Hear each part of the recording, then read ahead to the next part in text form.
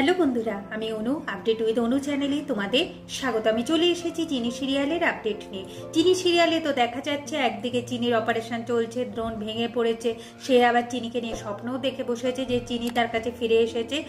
দ্রোণ চিনির কাছে ক্ষমা চাইছে যে তারই ভুল, চিনিকে চোখে চোখে রাখার দরকার ছিল, চিনিকে ছেড়ে তার দাদুর কাছে বসে থাকাটা উচিত হয়নি। চিনি বলে তার ছোট মালিক কোনো ভুল করতেই পারে না, তাছাড়া ছোট মালিকটা ছাড়া চিনি থাকতেই পারবে না, চিনিকে ছোট মালিকের কাছে ফিরে আসতেই হবে।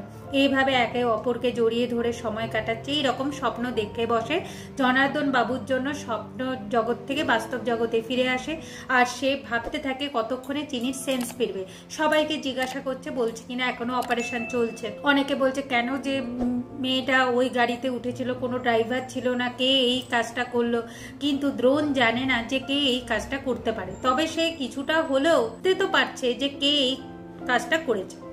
অন্যদিকে দীপঙ্কর চৌধুরী বাদবাকি বিধবাদের বলছে আমার নাতি নাতবউ কেমন আছে। তারা বলে যে নাতবউ মৃত্যুর সাথে লড়াই করছে। এখন দীপঙ্কর চৌধুরী বলে যে আমার নাতবউকে বাঁচাতে হলে আমাকেই ওই সিটি হসপিটাল যেতে হবে, আমিই পারবো আমার নাতবউকে বাঁচাতে। এইদিকে আবার আমরা রায়চৌধুরী বাড়িতে দেখবো যে এখন হেমাঙ্গিনী আসল রূপে ফিরে এসেছে।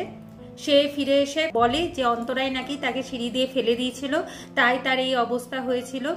এখন অন্তরা বলে হেমাঙ্গিনী চৌধুরী প্রচুর খেলা খেললেন, আর দয়া করে নাটক করবেন না। এখন চির বলে যে আমাকে যে করেই হোক কাশিতে যেতে হবে, দেখতে হবে কি কি অবস্থায় আছে ওরা। অন্তরা বলে চিরর সাথে সেও যাবে। অপালা যেতে চাইলে অন্তরা বাধা দেয়, বলে কিনা একটা শত্রু আমার মেয়ের এত বড় ক্ষতি করেছে, আরেক শত্রুকে নিয়ে গিয়ে আমি বিপদে পড়বো নাকি।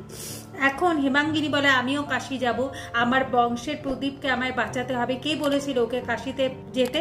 আর চিনি তার মায়ের খোঁজে কাশিতে যাক, সেখানে বাঁচুক মরুক আমার দেখবার দরকার নেই, আমার দ্রোণ দাদুভাইকে আমায় ফিরিয়ে আনতেই হবে, আমিও যাব কাশিতে। এখন দেখা যাচ্ছে হেমাঙ্গিনী চৌধুরীও নাকি কাশিতে আসবে, কিন্তু সে জানে না যে দীপঙ্কর চৌধুরী বেঁচে আছে। কি হতে চলেছে এখন সেটাই দেখা। আগামী পর্বে তো দেখা যাচ্ছে ডক্টররা বলে দিয়েছে যে চিনিকে তারা বাঁচাতে পারেনি, তবে দীপঙ্কর চৌধুরী একটা ধাঁধা দেয়।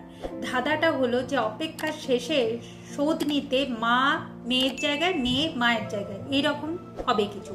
এইটা যদি সলভ করতে পারে তাহলে চিনিকে বাঁচানো যাবে। এখন হচ্ছে ওই ধাঁধাটা কি পারবে সলভ করতে? দীপঙ্কর চৌধুরীর ধাঁধাই কি চিনির প্রাণ ফিরে আসবে? কি হতে চলেছে সেটা দেখতে হলে স্টার জলসা এইচডিতে চিনি সিরিয়ালে চোখ রাখতে হবে। আমার এই ভিডিওটা দেখবার জন্য আর আপডেট উইথ অনু চ্যানেলের পাশে থাকবার জন্য অসংখ্য ধন্যবাদ।